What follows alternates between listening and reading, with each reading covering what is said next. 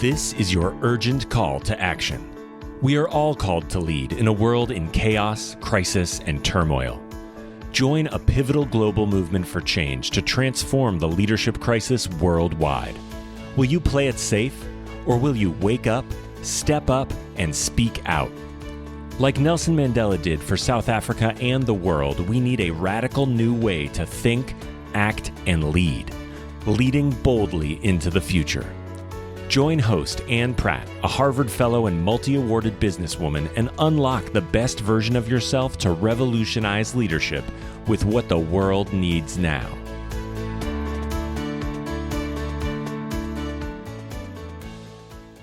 Greetings to all you future bold leaders. Thank you for joining us from around the world. My name is Anne Pratt, formerly from South Africa, and relocated abroad to attend a Harvard Leadership Fellowship in Boston, Massachusetts, in the United States of America. Today, our bold leader joins us from her tranquil farm in the beautiful Lake District in Kenya. For those of you who love country living, at times we are serenaded by the sounds of rural country life. She is the winner of the African Enterprise Excellence Award, the former senior advisor to the president of the African Development Bank, the founder of the Kenyan Women's Finance Trust, and the founder of the high-performing Makini Schools, celebrated by the US Ivy League Columbia School of Business as a business case study of success and a super brand of East Africa. Stay tuned as we uncover and explore the power of love and how it fueled her purpose and passion in children's education, how she trailblazed and blasted through the glass ceilings in the conservative world of banking, opened the doors for other women to follow, raised the ceiling, and transformed an industry, and the empowering example of Nelson Mandela as she mourned the grief of her tragic and unexpected accident and loss of her loving husband, a trusted business partner, and a lifelong friend. We warmly welcome my adopted mother from Africa, Dr. Elizabeth Mary Okelo. Welcome to Leading Boldly into the Future. A warm welcome. What a joy to speak to you today, Mary Okelo. Thank you so much for joining us from your beautiful farm in the Lake region of Kenya. I've been so inspired by your story. I know you're a retired banker, an educator, a very successful entrepreneur, and of course, a gender rights advocate and crusader. Our life story often defines our leadership story. So I wanted to take you back a moment in time. Can you just share with us briefly your early childhood? What shaped you growing up? Well, I grew up in a large family. I'm a number 14 of 17 children. Yes. My father was a clergyman and my mother was a nurse and a teacher, and they worked together in the parish. At the time I was growing up, there were no institutions for people with special needs. So in my home, it was like an institution because we had people with special needs. We had the blind, the deaf, and also it was a home for girls who had run away from unhappy marriages. So we grew up in a very large compound, but with a lot of discipline and order. It was like a military camp, and when it came to areas of discipline, we had very loving parents who cared for a lot of people and also cared for us and instilled Christian values. We were given responsibilities from a very early age. So we grew up knowing that we had to be responsible for other people as well. And it was a lot of fun. Christmas was a big celebration. Boxing Day, we had wrestling and many different games and sports. One of the things that we remember fondly was my mother, to show other people that they needed to participate, ran when she was expecting my brother, who turned out to be a great sportsman because he competed in the Olympics twice. And when he was at Harvard, he set a record there, which has not been broken for over 50 years. So we had a lot of fun growing up, but we had also very heavy responsibilities. We had to practice Christian values of integrity, of compassion. What a joy. I believe that your siblings are also remarkably successful. To what extent have your siblings shaped you and who they are as wonderful citizens and as powerful leaders? How have they shaped you? Well, we looked up to my older brothers, for example, one who became a vice president of the country when he was Minister for Home Affairs. He made reforms in the prisons and improved the quality of life of prisoners. So he was a reformist. My brother Nelson, who was a surgeon, he did the first kidney transplant in Eastern Africa. Wow. He did this on a child who could not pay, so he did it for free. And when he died, there were so many people who turned up for his funeral, paying tribute for the compassionate treatment he gave people.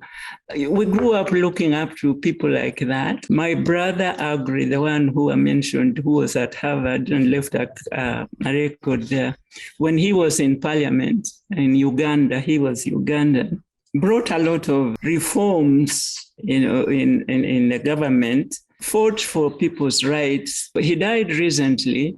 But one of the things he was talking about was that we have a lot of elderly people who may have a lot of assets, but they have no cash flow. So he was looking at ways that some of these wealthy people, but poor in cash, how they could be assisted. So I have been growing up looking at older siblings who have always been very conscious or very supportive of other people. That's remarkable. You know, what strikes me about your story, Mary, is this contrast between, I think you said, you know, it was a very disciplined household, on the one hand, and very strict, but on the other hand, very loving. Can you share with us a little bit about how these two things work together? It's a very fine balance between giving people independent thinking on the one hand, but still creating discipline and order, and then supporting that with love. Can you talk to us a little around how do you balance discipline and order and love? Well, my father practiced it. I think we were Anglicans. I think in America you call them Episcopalians. It's a church of order. So there is order and discipline. But at the same time, he practiced the values of Christianity: love your neighbor as yourself. You are your neighbor's keeper. So we were taught to be caring for other people. We shared what we had with other people. He demonstrated it. He brought in people who had special needs. So we grew up sharing, at the same time being disciplined. We had bells ringing for prayers, for food, for going to work. But it was done with a lot of love. Both my parents demonstrated it by the way they took care of people, by the way they took care of us. We just saw love. Yes. All around us, the way we were brought up, the way we were treated. We had special names, you know, my one and only. We were given names from our ancestors. And so, like, my father used to call me his mother in a loving way. It's a cultural thing. You endear yourself to your children and show love. And you pamper them.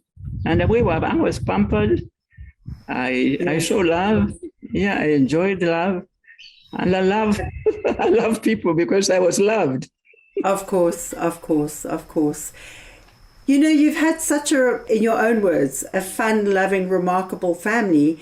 Can you take us back to a moment in time that was a difficult, tough, perhaps a darker moment in your life that was a defining point, a crucible?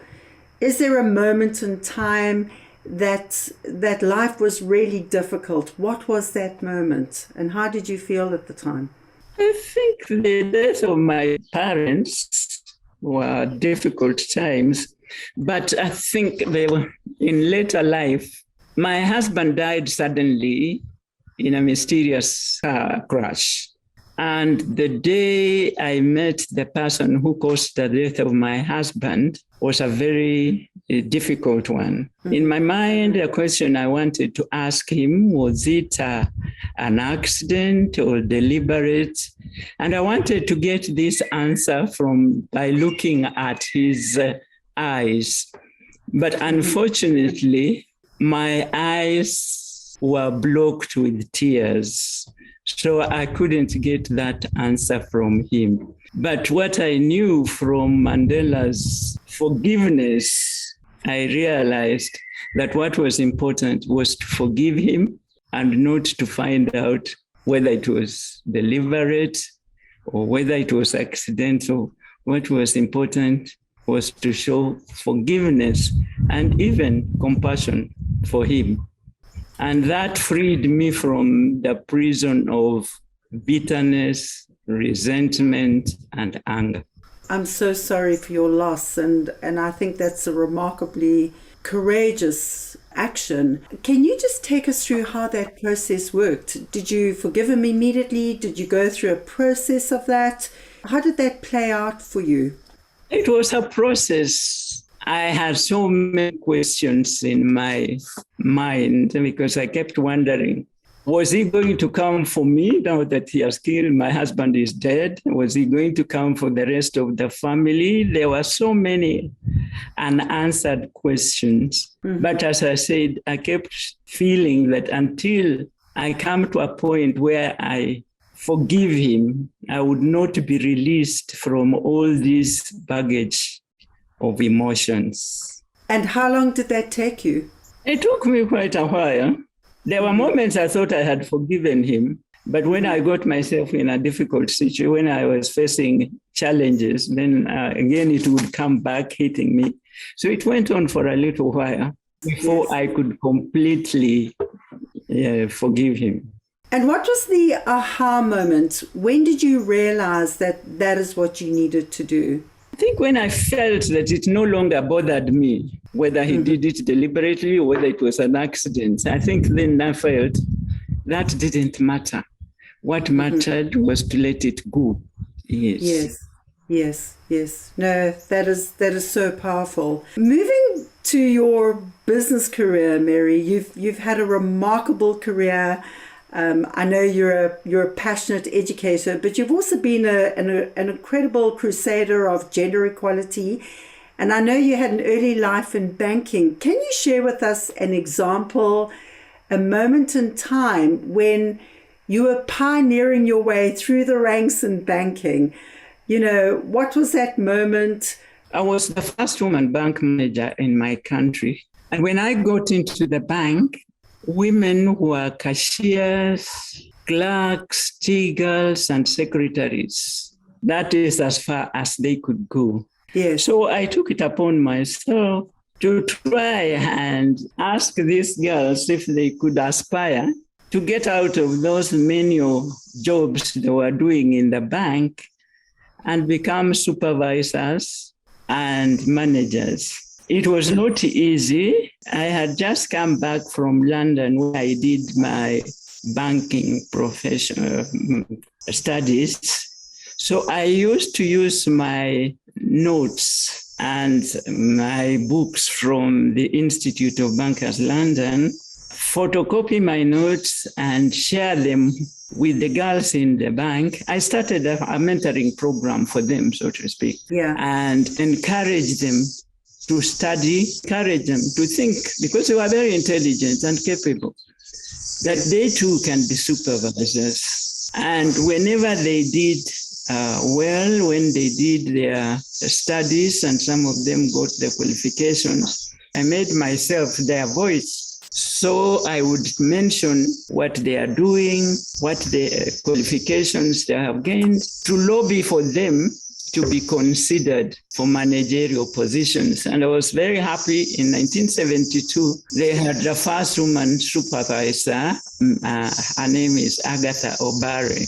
And from there, I kept encouraging women to move from their place, from the lowly places. And through mentoring program, indeed, we started seeing women become managers. And at one time, Barclays Bank had the highest number of women managers in the country. I am also happy to say that Barclays Bank was the only listed company in the Nairobi Stock Exchange which has had 50% of their board members as women. So that little mentoring program grew and helped women and encouraged women to move into managerial positions. At the same time, I noticed that there were no women clients of the bank because the rules and the regulations were very discriminatory. Women had no contractual rights, so they could not even if they had bank accounts, they could not borrow or get access to certain bank products and services without the guarantee of a male. So again, I started lobbying within the bank to get women to get access to financial services. I used to go to the marketplaces to talk to women. I took the bank language and requirements to these women to talk to them and explain to them how they could come and have accounts. But again, because of the rules and regulations, then it was not easy for them to have accounts where they could borrow. So what I did was I persuaded the bank to open accounts for children. So this enabled women to come and save money through their children's accounts. Yes, I was very happy about it because at least it gave these women an opportunity to have accounts, but also to save their own money. That happened. But at the same time, we were lobbying for the rules and regulations to be changed. I think it was in 1998, the government set up a task force on laws relating to women. It was headed by the High Court judge, the first woman High Court judge, Justice Effie Owuor. She chaired the task force. I chaired the economics committee, and we were very happy that the recommendations of that task force were turned into law. So all laws that were discriminatory to women were removed. It was a high point for me in my career because before that, it was very difficult for women to get access to loans. I remember a case where a very successful businesswoman wanted to buy a car and needed a bank loan, but she was a single woman. She was a divorcee. So she didn't have a husband who could come and sign for her a guarantee in order to get a loan. I took a risk and gave her the loan.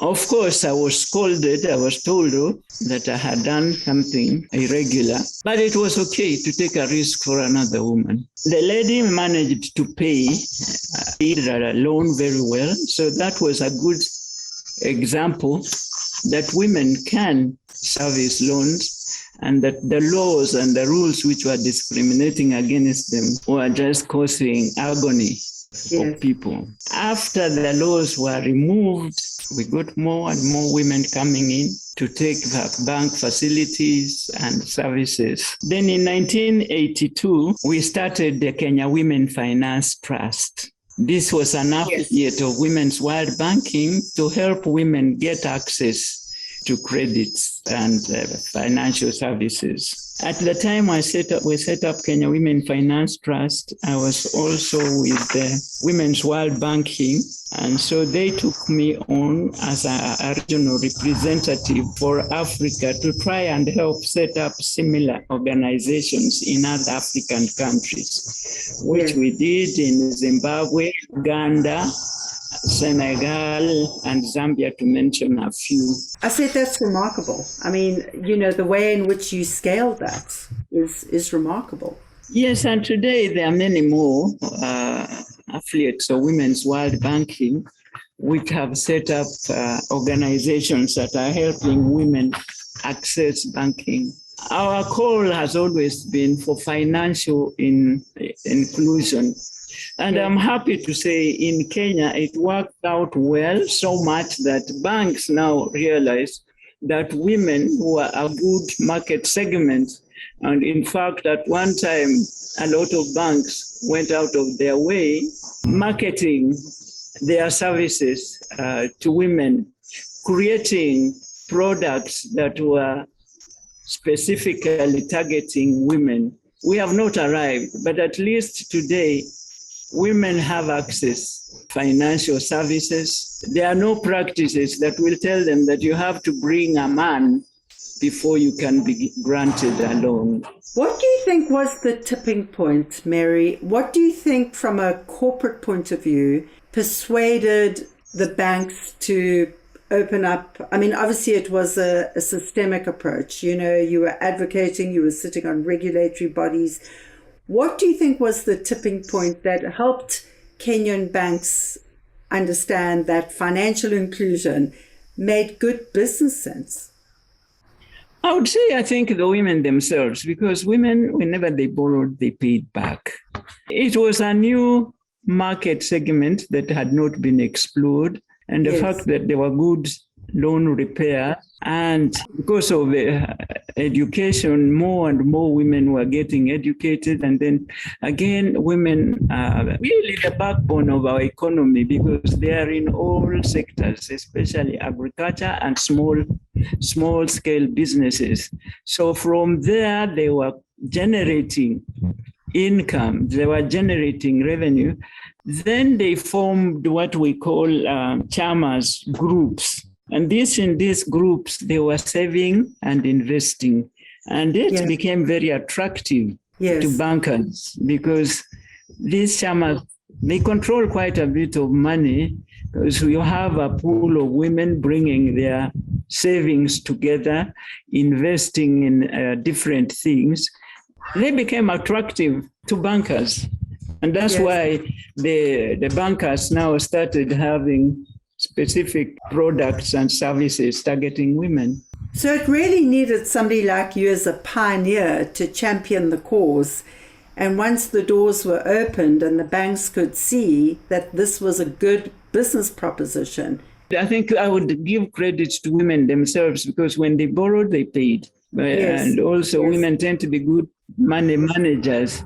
But again, also appointing women in managerial positions, also women proved that they could do it. For example, when I was appointed a manager of a Westlands branch in Nairobi, it was a rundown branch. It was loss-making. The morale of the staff was very low.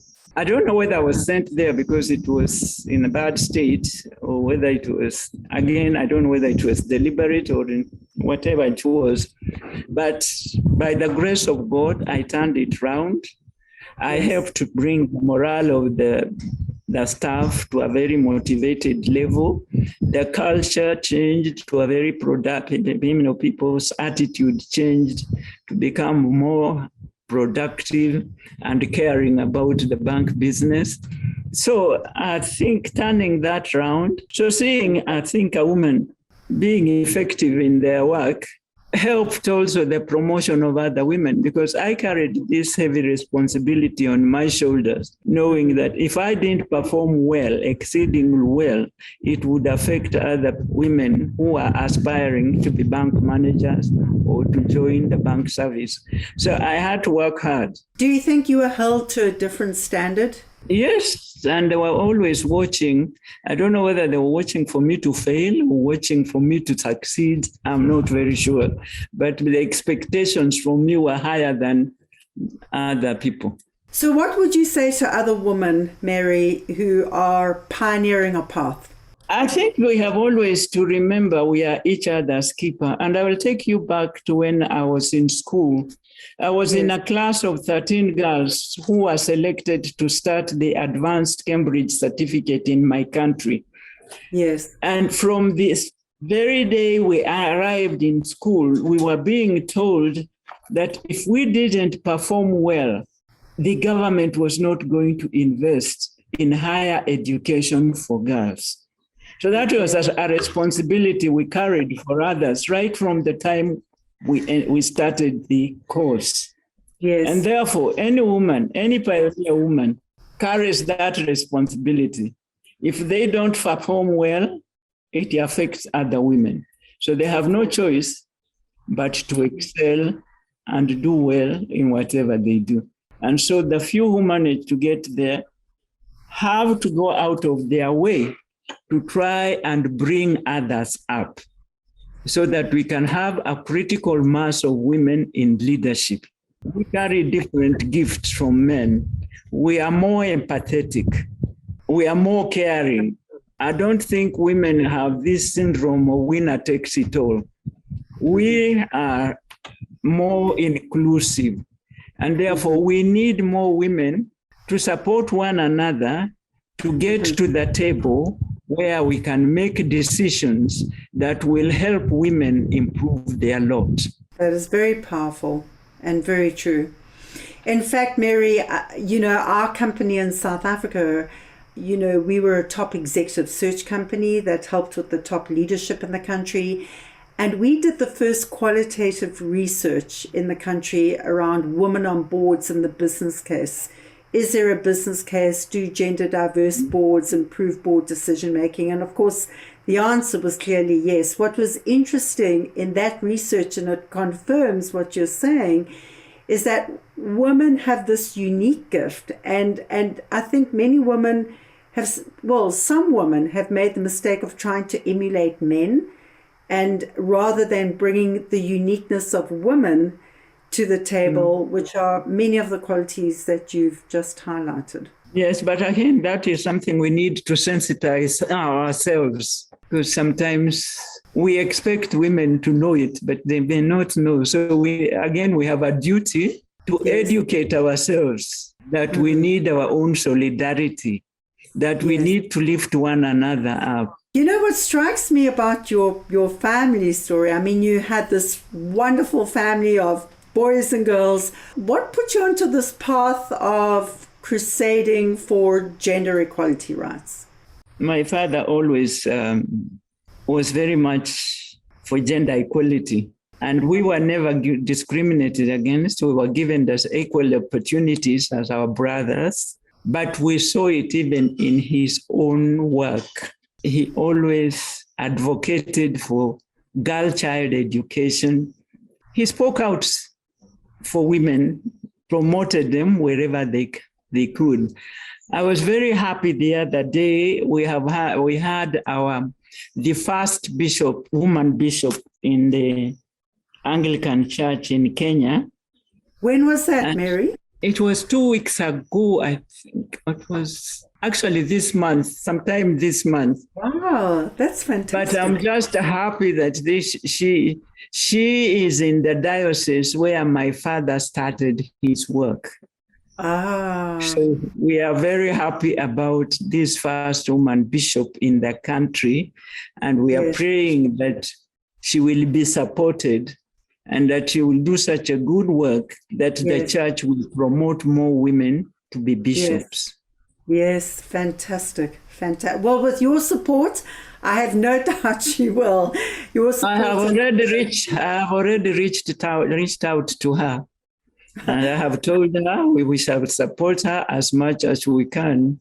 I'd like to pivot a little. We're living in a global pivotal moment. We have big challenges in the world, and we know that global pandemic, COVID-19, we know that only 10% of Africa are vaccinated thus far. Mm-hmm.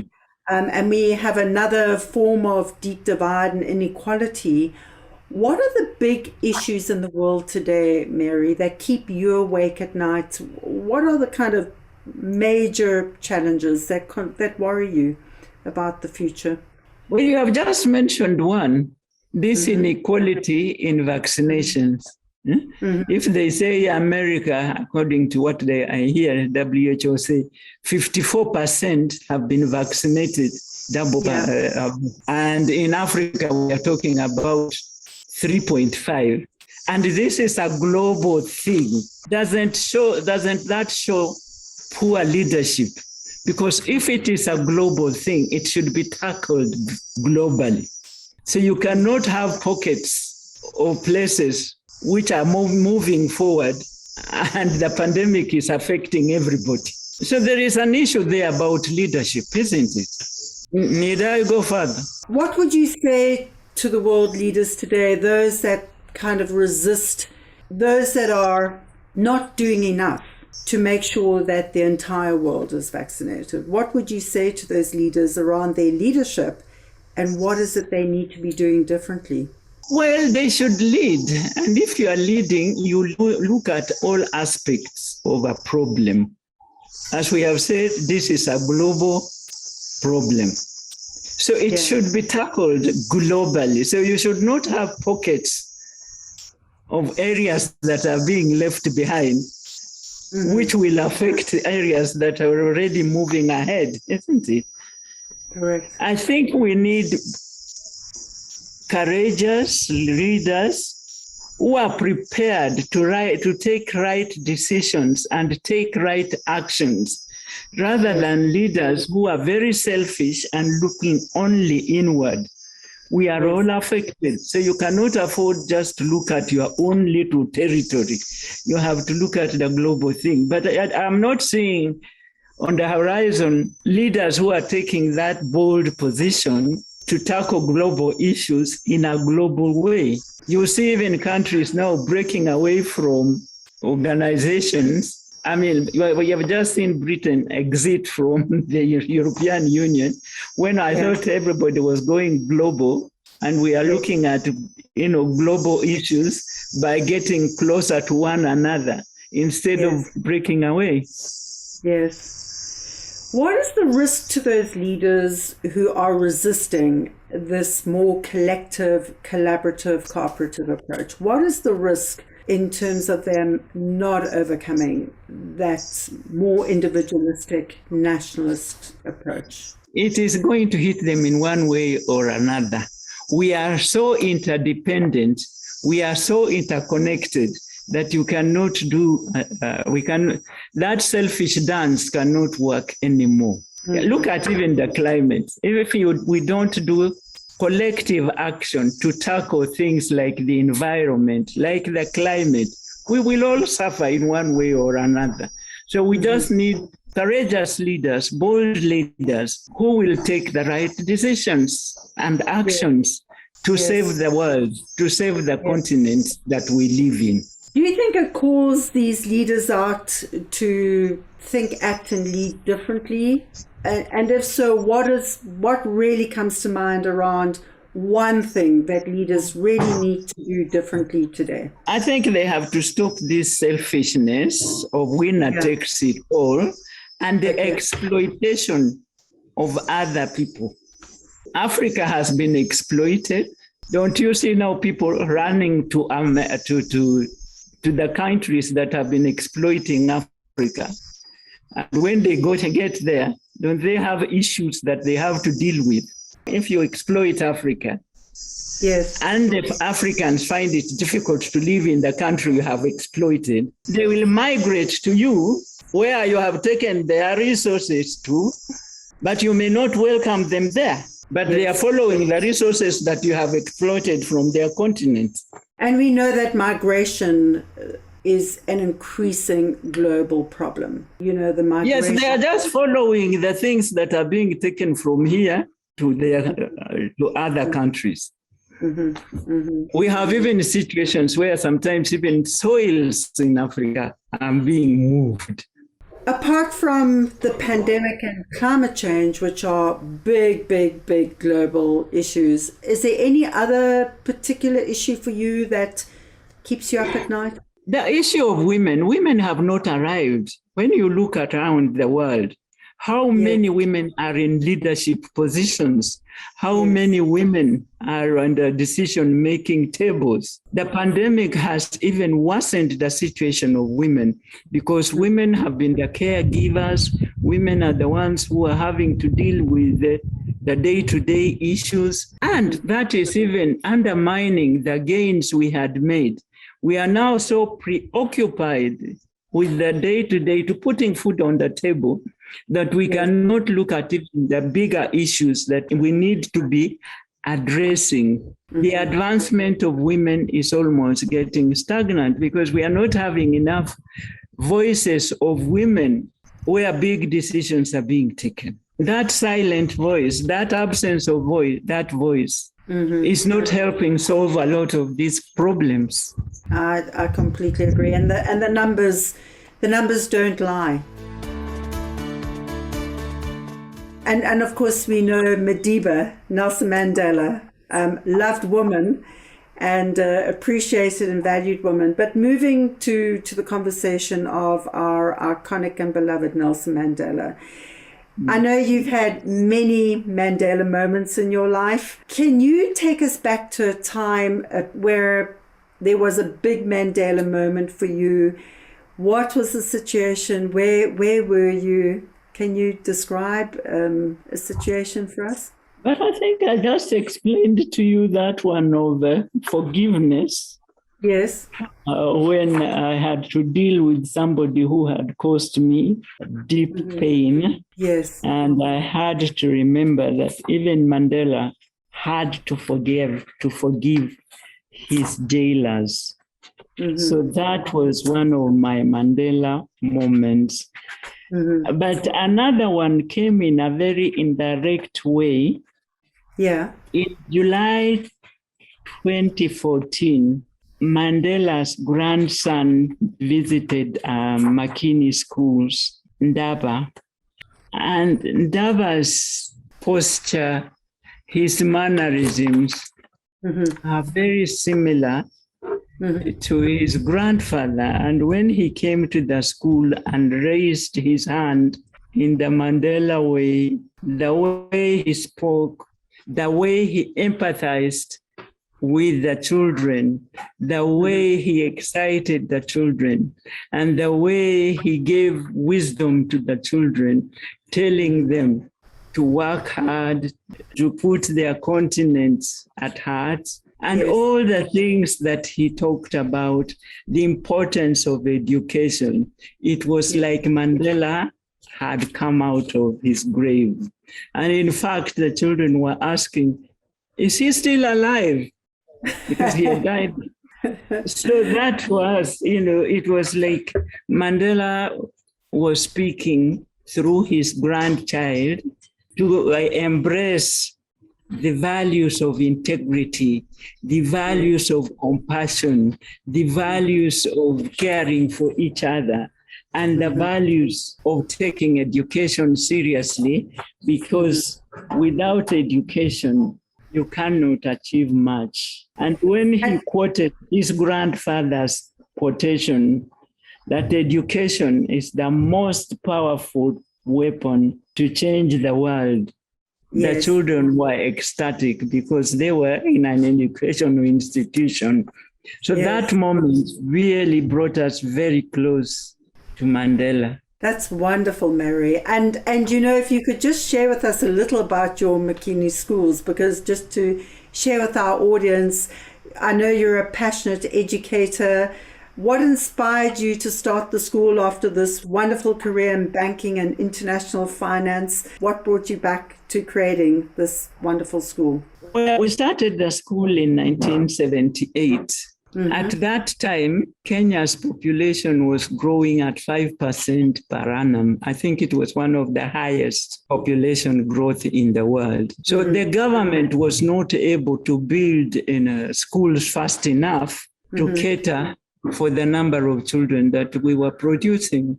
So the government schools had very high population. The quality of their education was going down because the teachers were stretched. We were very passionate about giving specialized education, especially for the very gifted and talented children. Because sometimes people don't think that they need special attention because they are so good and they are so gifted. Sometimes they are ignored. So we thought we would start a school to help the government in the sense that they needed more schools built. And since they were not building, then we built one, but also with special attention to these children. So we started a school as a center of excellence, but also to help reduce the congestion in government schools. I had a very happy upbringing, and I really wanted to share this with the children. And I am very passionate about giving children special attention and finding out what children are good at and encouraging them to follow their gifts. Yes, because sometimes in government schools, there isn't enough attention, but we wanted specialized attention for children so that they can realize their potential. So if a child was good in music, we would pick up that one and try and help that child, not to lose that gift, but to continue. Yes. We wanted also to develop children's self-confidence. You see, as a continent, we have been in an education system that has eroded our self-esteem and self-confidence because we have been bombarded. Africa is poor, Africa is this. So we wanted to have an institution where we could tell the children that Africa has a lot of potential. Africa is a great continent. Africa, for example, has had one of the richest men in the world. And I think he still is up to today, even though he was in the 14th century, Mansa Musa of Mali. So we wanted just a place where we could bring up our cultural dignity, to help children grow up feeling confident, proud of themselves. It has been very successful. We thank God. We have had very good people working. It's been an East African brand. It was a case study at Columbia University as a success story. We also proud ourselves in having mentored leaders. For example, 24 of our former teachers have gone out there and started their own schools, taking them the values that we instilled in Makini. So we are very proud of what we've been able to do through Makini.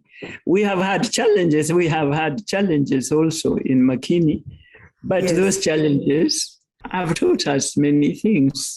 Is there just one that comes to mind? And what was the moment, and how did you pivot out of that?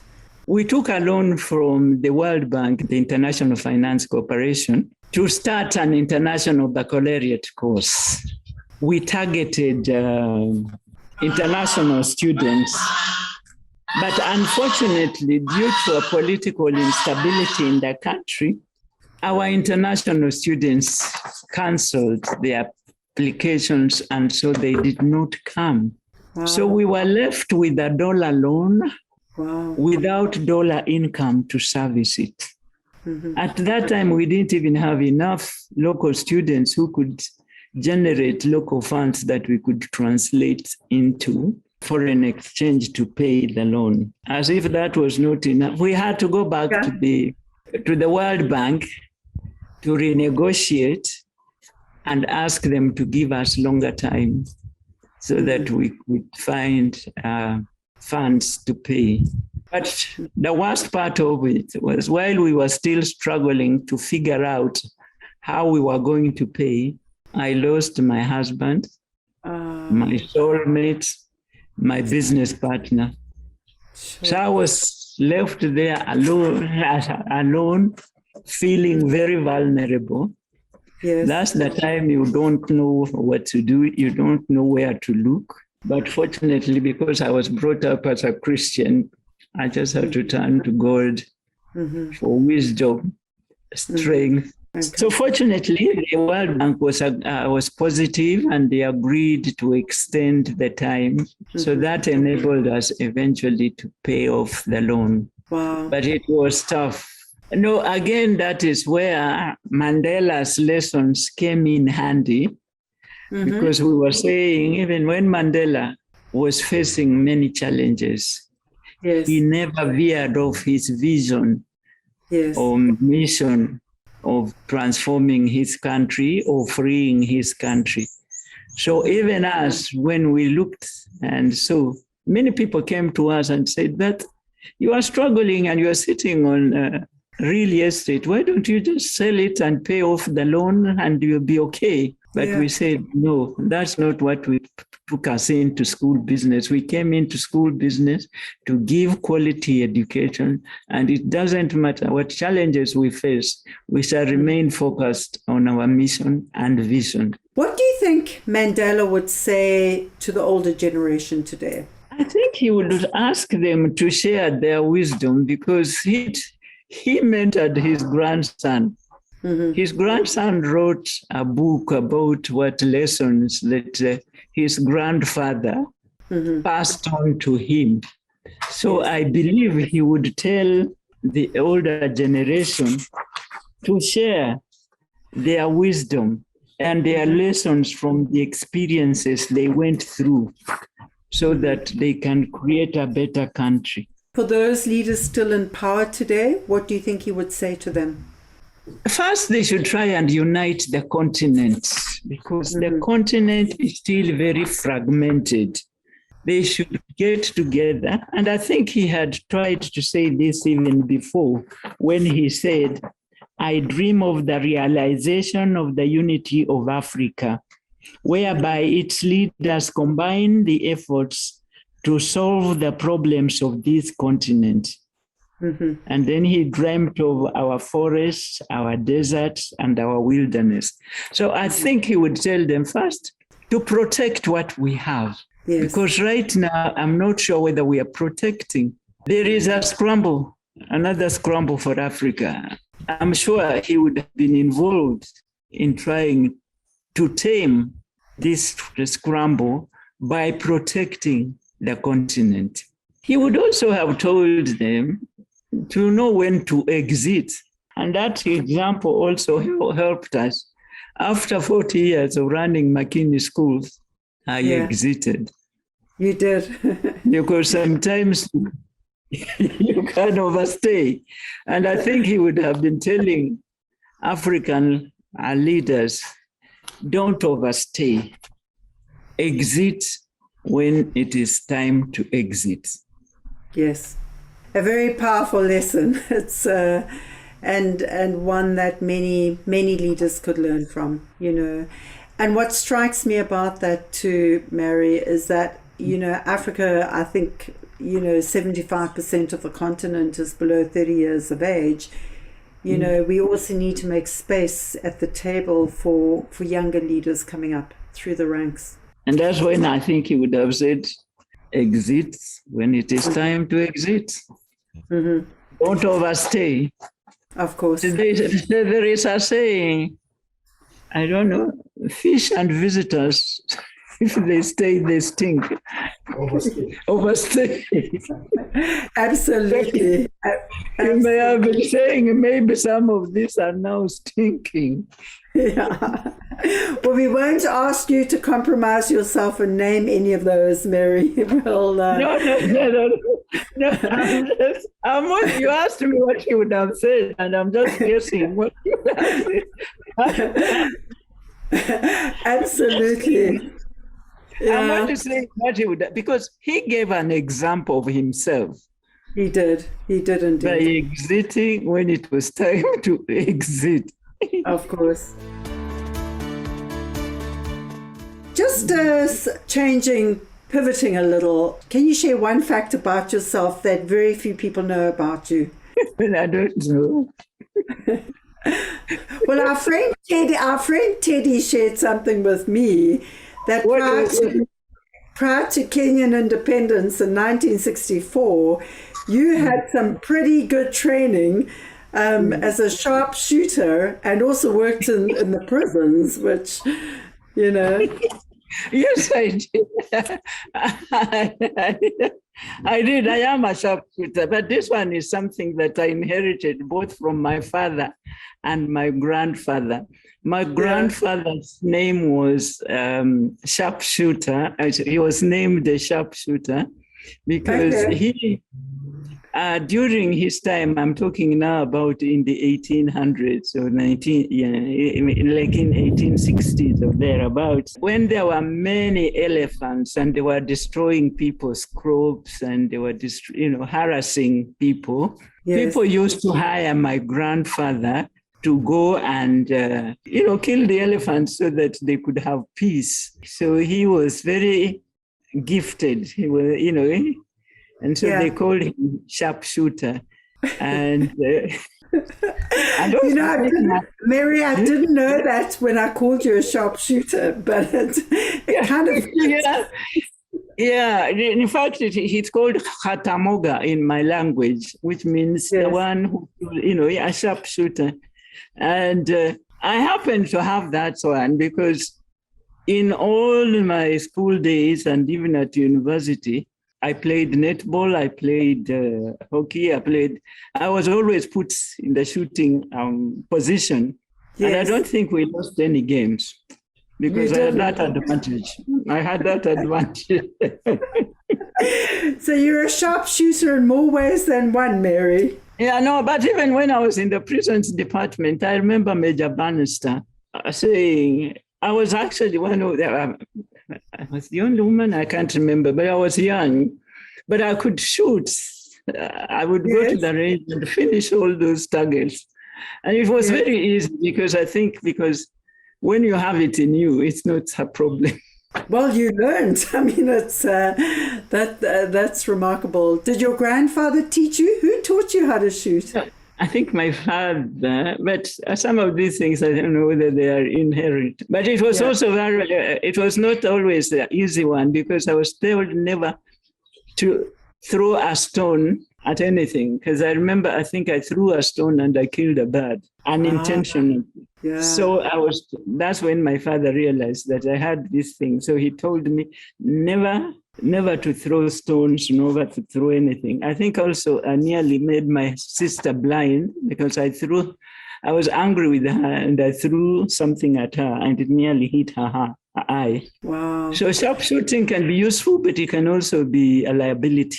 Of course. Well, we're very happy your sister's fine and that's an interesting story.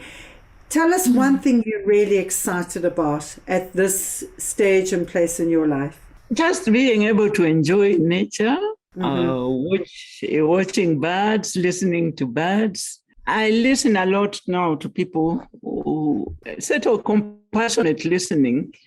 People come to me, people talk to me about their problems and we talk and hoping to find a solution, but also just being there for people, listening to people and just offering a word of comfort or encouragement, especially the widows, because I am one of them and I know what they go through. And in Africa, if you are a widow, you have lost not only your husband, but your identity. And some of them even lose their properties. So just encouraging widows to stay in there, to stand for their rights and not to allow people to bully them or exploit them gives me a lot of joy. I also recently did a course in mediation.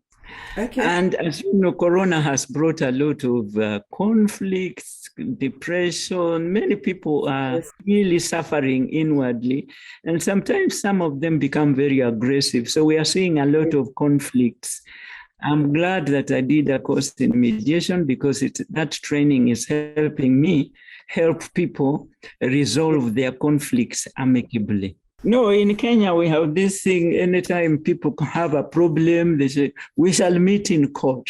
We shall meet in court. But going to court sometimes doesn't solve because it is one person wins. But in mediation, everybody goes away happy. That's a very powerful point. So, Mary, just another fun fact. What is your favorite city and country in the world? You've traveled so much of the world, and why? Well, my favorite city is London. It is where I met my husband, got married, and had my first child.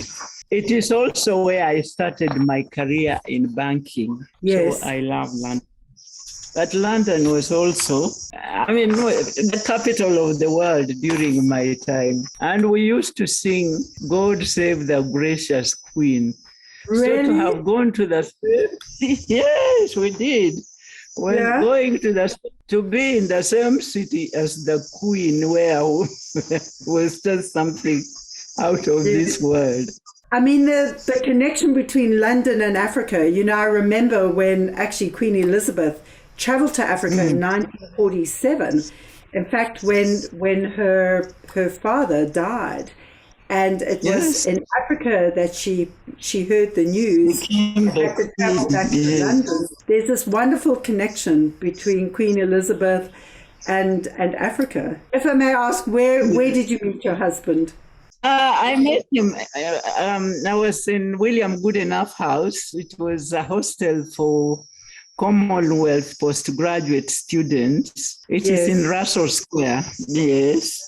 And he came to visit his friend who, my husband was at Imperial College doing his PhD. Yes. And I had gone to start to do my banking with Barclays Bank. Yes. So he came to William Goodenough House to visit his friend, and that's where we met. The rest is history, but he took me to the most beautiful places in London, Kew Gardens, Trafalgar Square, the Speaker's Corner, where we used to go and hear people talk about whatever they talked, anything. But also just London was so full of history. You would find these statues of Nelson, and so it brought back the whole history, the Napoleonic Wars and all those kinds of things. It was like walking through pages of history. Yes, yes. Well, what a special time. What a special time. It was. And even the headquarters of Barclays Bank at 54 Lombard Street had a history of its own. But anyway, I love London. Wonderful. Thank my you. favorite city. Of course, my favorite country is Kenya because home is always best. Okay, of course.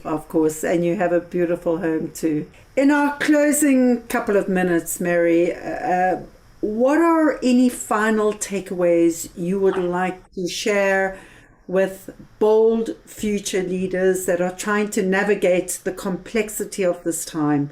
What are your final message and thoughts to them, thoughts you'd like to share? We have to go back to the values of integrity, compassion, and humanity. Because right now we have situations whereby winner takes it all, and then the rest suffer. So I think we have to realize that we are each other's keeper. We need one another. We have to care for one another, and we cannot afford to destroy one another, because in the destruction, we are going to destroy ourselves. We have also to look after the environment we live in. But that environment is inclusive of everybody who lives there. Sometimes we talk about looking after the environment. We look after the environment, but we are not looking after the people who are living in that environment, and they are part of the environment. So I'm just saying, let us be compassionate, let us be empathic, let us look after our environment as we look after ourselves. But let's go back to the old values of humanity. Well, Mary, what an absolute joy and privilege. Thank you for sharing your remarkable wisdom. Thank you for being the trailblazer that you are. It's been such a joy, a privilege. I can't wait to meet you in person. God bless you. Thank you very much, and thank you for the privilege of giving me to talk with you. I have heard of your wonderful work, your commitment, your dedication to improve the quality of life for people, and I salute you and thank you and wish you continued success in whatever you do. Thank you.